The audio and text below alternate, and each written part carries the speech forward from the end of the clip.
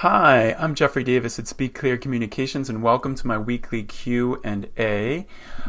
Today's topic is articulation in the information age. How do we slow ourselves down and slow our speech down when the world wants information fast? So I'll be giving some of my thoughts, and then I hope that you will just contribute and throw in your ideas throughout, and I'll try to answer questions as we go.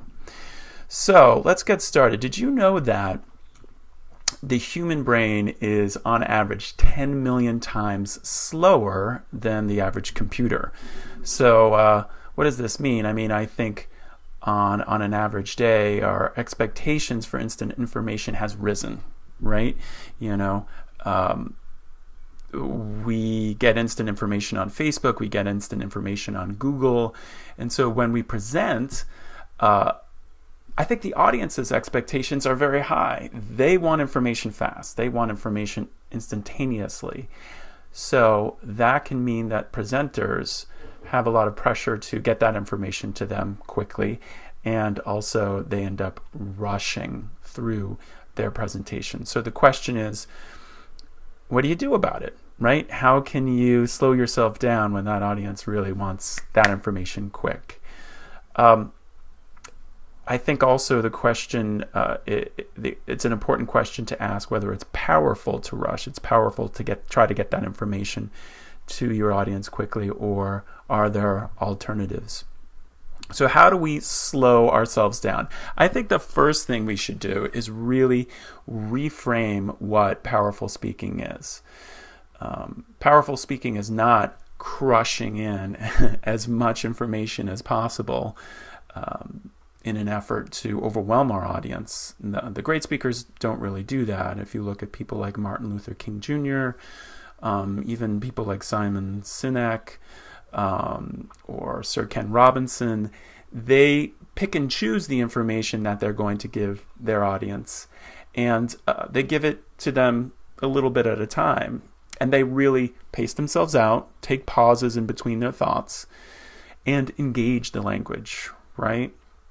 So the most powerful speakers really take their time. They take breaks at the ends of the thought groups. They take a small pause at the ends of the thought groups.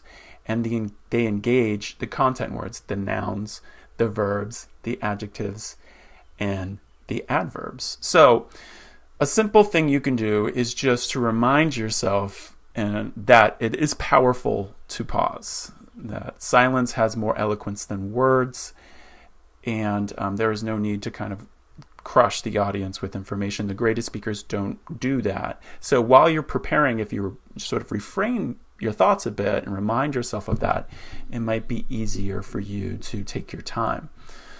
The other thing you can do is just write the word pause in your bullet points or in your speeches so you remember to pause.